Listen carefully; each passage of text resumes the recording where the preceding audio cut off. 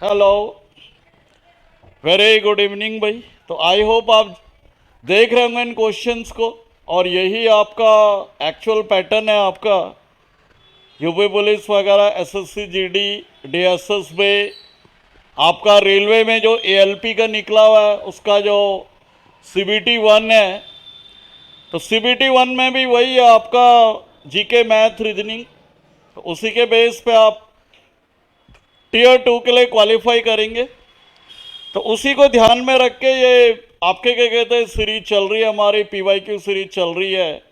और आज इस सीरीज का यह है आपके सेट नंबर 10। ठीक, तो आपका जो ओवरवेलमिंग रेस्पॉन्स आ रहा है उसे देख के काफ़ी मोटिवेशन मिल रहा है, और फ्यूचर में भी आप इस तरह का कॉपरेशन करते रहेंगे। ठीक, तो लेते हैं हम आपके क्या कहते हैं आज के इसमें वही 10-12 क्वेश्चन लेता हूं मैं आपके। तो इसमें क्वेश्चन नंबर 1 है आपका। क्वेश्चन नंबर 1, सलाका सम्मान। सलाका सम्मान किस क्षेत्र में दिया जाता है? सलाका सम्मान किस क्षेत्र या फील्ड में दिया जाता है? शलाका सम्मान। ठीक, तो ये जो दिया जाता है हिंदी अकेडमी का क्या है? ये हिंदी अकादमी का क्या है? ये हिंदी अकादमी का सर्वश्रेष्ठ पुरस्कार माना जाता है। सर्वश्रेष्ठ पुरस्कार। ठीक, हिंदी अकेडमी का सर्वश्रेष्ठ पुरस्कार है, और इसमें जो राशि दी जाती है 5 लाख। ठीक, जैसे आपके क्या कहते हैं साहित्य अकेडमी है, तो ये तो आपके क्या कहते हैं 24 भाषा में दिया जाता है। लेकिन ये जो सलाका सम्मान है, एक सिर्फ और सिर्फ किसके लिए दिया जाता है? आपके जो हिंदी में आपके क्या कहते हैं लिखी हुई जो पुस्तकें वगैरह होंगी, जो कृतियां वगैरह होंगी, तो उनके लिए दिया जाने वाला अवार्ड है ये।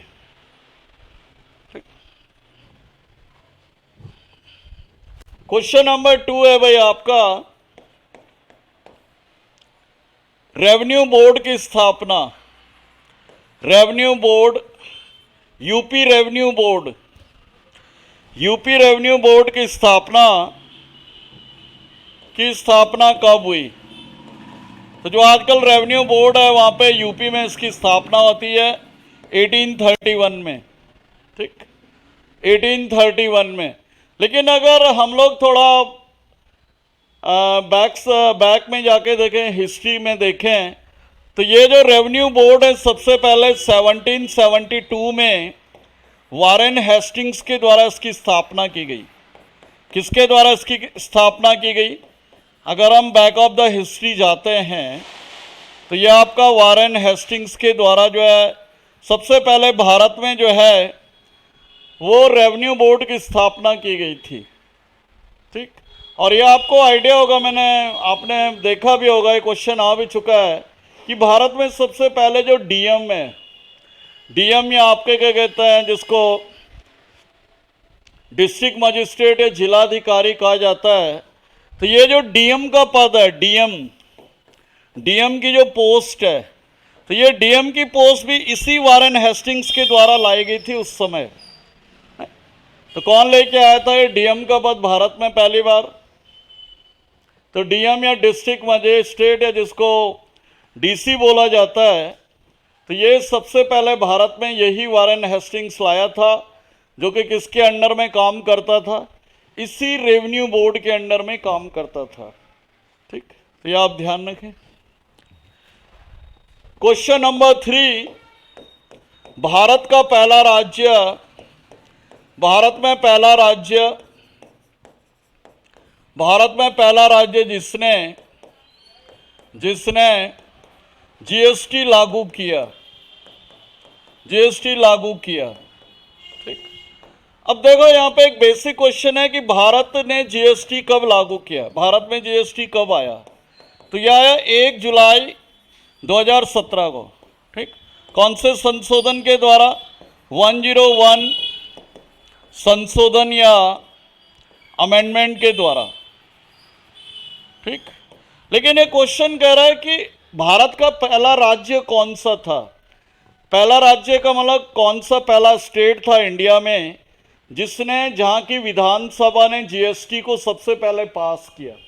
तो सबसे पहले जो राज्य था जहाँ की विधानसभा ने आपके क्या कहते हैं जीएसटी को पास किया था, तो फर्स्ट असेंबली जो थी वो कौन सी थी? असम है।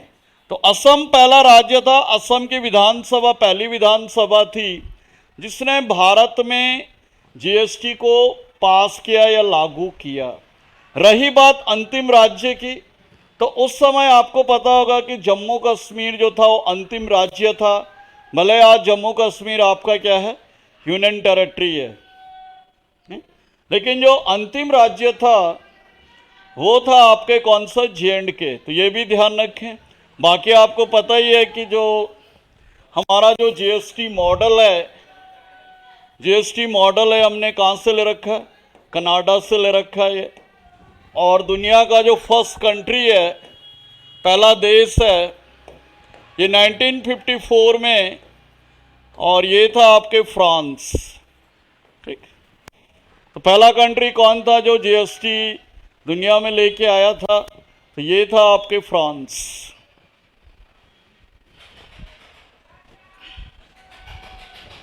क्वेश्चन नंबर 4 है भाई आपका,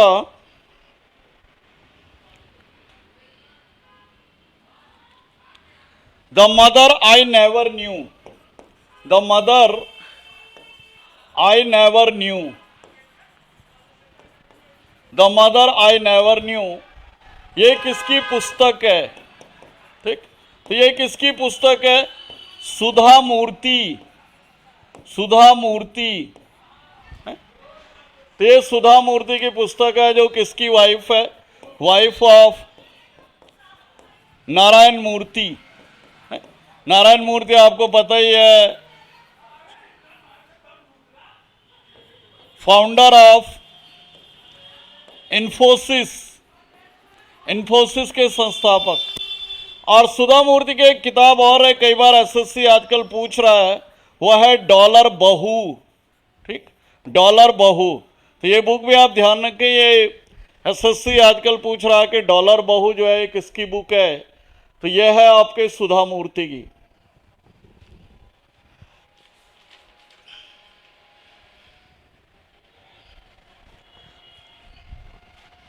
question number 5, national unity day.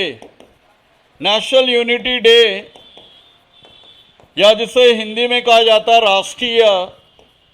राष्ट्रीय एकता दिवस। एकता दिवस का मनाया जाता है।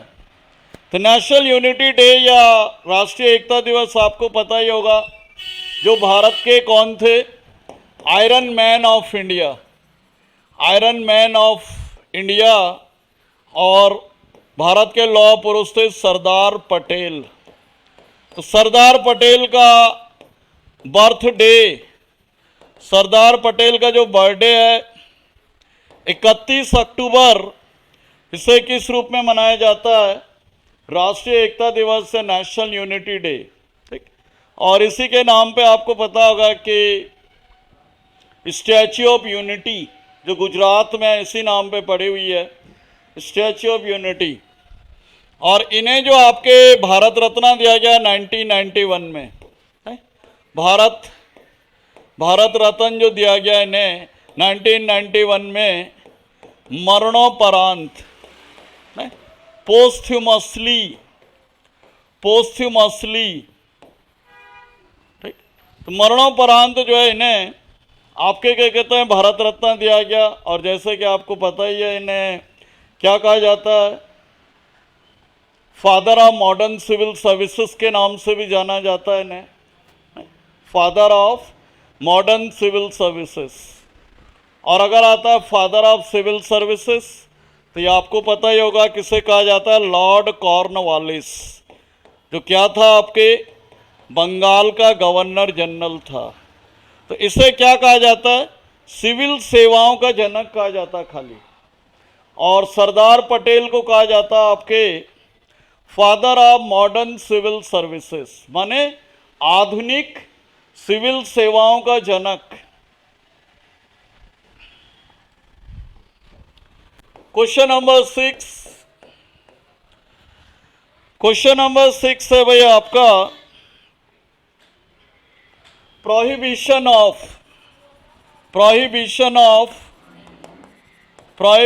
ऑफ ह्यूमन ट्रैफिकिंग,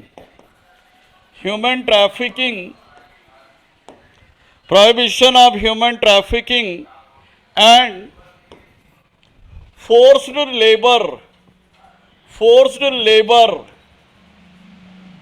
किस अनुच्छेद या आर्टिकल में है? ठीक, कौन से अनुच्छेद या आर्टिकल में है? ठीक, इसका हिंदी ट्रांसलेट करूं मैं तो यह है मानव देह व्यापार पर रोक, मानव देह व्यापार पर रोक व बलात् श्रम का मतलब क्या होता है? जो जबरदस्ती किसी से कराया जाता है। नहीं, बलात् श्रम का मतलब क्या होता है? जैसे आपके जो बंधुआ मजदूर हो गए, बॉन्डेड लेबर्स हो गए, तो एक तरह का क्या है बलात् श्रम, या जिसे कहा जाता है आपके फोर्सफुल लेबर। तो ये जो है आपके संविधान में कौन सा अनुच्छेद है? अनुच्छेद 23, आर्टिकल 23 है। तो आर्टिकल 23 आपका किस पे है, किस में है ये? तो ये थर्ड जो है आपका फंडामेंटल राइट है, मूल अधिकार है, तीसरा मूल अधिकार है ये। ठीक, जिसमें है आपके शोषण के विरुद्ध अधिकार, राइट अगेंस्ट एक्सप्लॉयटेशन। और इसमें आपको पता है ये एक अनुच्छेद और है 23 और 24, 2 आर्टिकल है। और 24 में क्या है आपका बाल श्रम पर रोक है। तो 24 में क्या है आपके बाल श्रम पे रोक, और 23 में है आपके prohibition of human trafficking and forced labour. तो ये आप ध्यान रखें, बहुत अच्छा क्वेश्चन है ये। क्वेश्चन नंबर 7,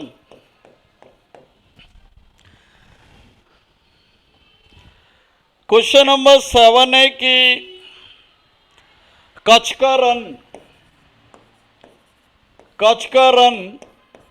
जो रण है किसका भाग है ये? तो सबसे पहले जो रन ऑफ कच्छ है, ये कहाँ पे आपके गुजरात में ये। ठीक, रन ऑफ कच्छ कहाँ पे? गुजरात में ये। तो ये जो है आपके किसका भाग था? थार मरुस्थल का पार्ट है आजकल, थार मरुस्थल का भाग है ये।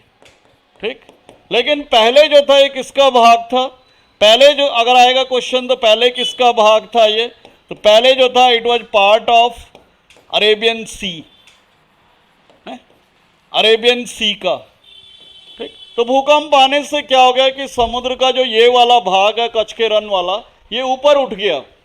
तो ऊपर उठ गया तो आपके किस में कन्वर्ट हो गया? दलदली भूमि, या जिसे कहा जाता है वेटलैंड में कन्वर्ट हो गया। और ये जो है आजकल कहलाता है कच्छ का रन। और आपको पता होगा कि यहाँ पे जो भूकंप आया था कच्छ में, कई बार एग्जाम में आता है जिसमें भुज शहर जो है वो पूरी तरह से नष्ट हो गया था 26 जनवरी 2003। तो ये कई बार एग्जाम में आता है कि कच्छ में भूकंप कब आया था। तो ये अनफेटफुल डे था, अनफॉर्चुनेट डे था 26 जनवरी 2001 को भुज, गुजरात, जो कि कच्छ का प्रमुख शहर है, कच्छ का हम लोग कह सकते हैं कि हेडक्वार्टर भी है। तो ये भुज जो है, भुज शहर जो है कब नष्ट हो गया था? 26 जनवरी 2001 की बात है ये। ठीक, और एक चीज आपको याद रखनी और पड़ेगी कच्छ के रन के बारे में कि यहाँ पे विश्व का एकमात्र जंगली गधा अभ्यारण्य भी है यहाँ पे। ठीक, ये भी कई बार एग्जाम में आता है कि भाई दुनिया का ओनली वाइल्ड एस सेंचुरी कहाँ पर है ये? तो यह है रन ऑफ कच्छ में।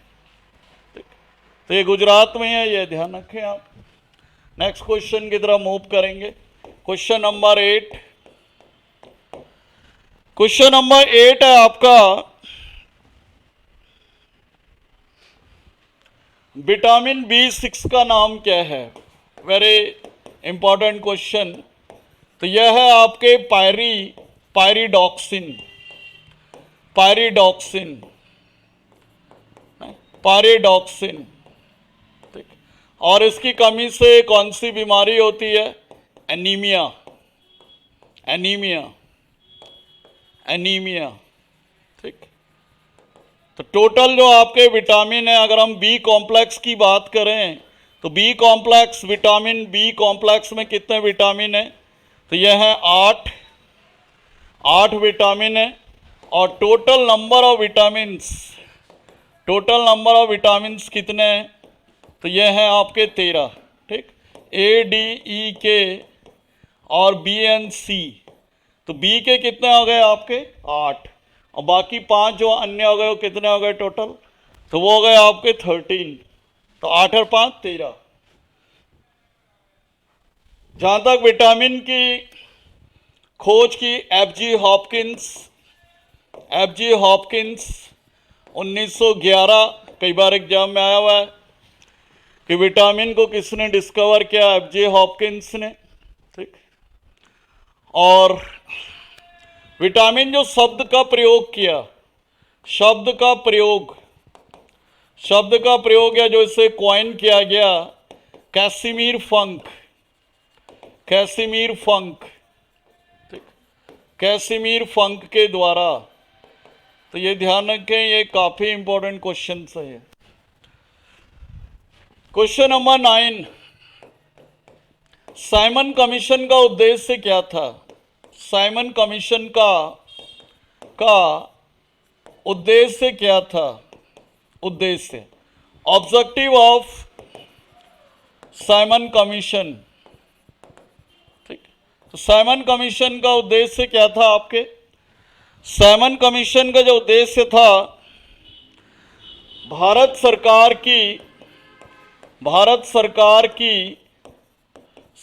की संरचना में, प्रशासनिक संरचना में सुधार करना। तो इंग्लिश में बोलेंगे कि to improve the administrative structure of government of India, ठीक। और कब आया था ये? 8 नवंबर 1927 को। 8 नवंबर 1927 को, 8 नवंबर 1927 को इसका बहिष्कार हुआ था। आया था ये आपके 3 फरवरी 1928 बंबई में। और इसे कहा जाता था आपके व्हाइट मैन्स कमीशन, ठीक है ना। इसके जो सारे जो मेंबर थे वो कौन थे आपके? सारे के सारे अंग्रेज थे इसमें। और टोटल नंबर ऑफ जो मेंबर्स थे साइमन कमीशन में वो कौन थे? कितने मेंबर थे? 7। तो क्वेश्चन आता है कि भारतीय लोग साइमन कमीशन से क्यों नाराज थे? Why Indians were angry with Simon commission? तो उसका कारण यही था कि उसमें किसी भी भारतीय को जो है प्रतिनिधित्व नहीं दिया गया, किसी भी भारतीय को जो है उसमें शामिल नहीं किया गया। Not a single Indian was included, ठीक। तो इसलिए जो थे आपके भारतीय लोग क्या थे? साइमन कमीशन से क्या थे? वो नाराज थे। अंतिम क्वेश्चन ले रहा हूं मैं इस वीडियो का, क्वेश्चन नंबर 10। क्वेश्चन नंबर 10 है, the website